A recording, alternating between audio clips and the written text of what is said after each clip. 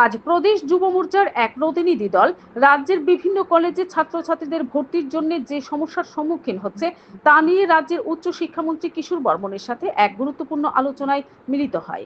যুব মোর্চার প্রদেশ সভাপতি সুশান্ত দেবের নেতৃত্বে এই প্রতিনিধি দল প্রথমে উচ্চ শিক্ষামন্ত্রী কিশোর বর্মনের সাথে আলোচনা করে বর্তমান সমস্যাগুলি তুলে ধরেন।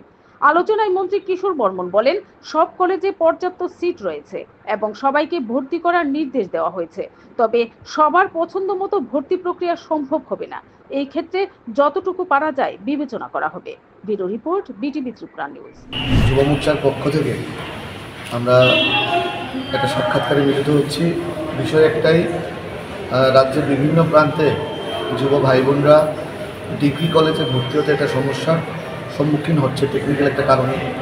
এই বিষয়টি নিয়ে আলোচনা এবং আগামী প্রজন্মের পাশে থাকা এবং যুবক যুবতীরা যেন কলেজে ভর্তি হতে পারে সেই বিষয়টা নিয়ে আমরা আজকে উচ্চশিক্ষামন্ত্রীর সঙ্গে কথা বলব।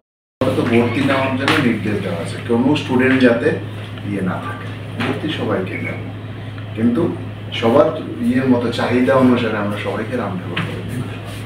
এটা অসম্ভব না, স্যার সিটের কোনো অভাব নেই, এটা নিয়ে কোনো ওইটা নিয়ে একটু সবাই চাপাচাপি করে স্টুডেন্টও আমার চয়েস মতো দিতে, মেয়েদের একটু অসুবিধা হচ্ছে। মেয়েদেরকে আমরা চেষ্টা করছি যে মানে কাছাকাছি, আমি বলেছি কাছাকাছি ইয়েতে যাতে দেওয়া হয়।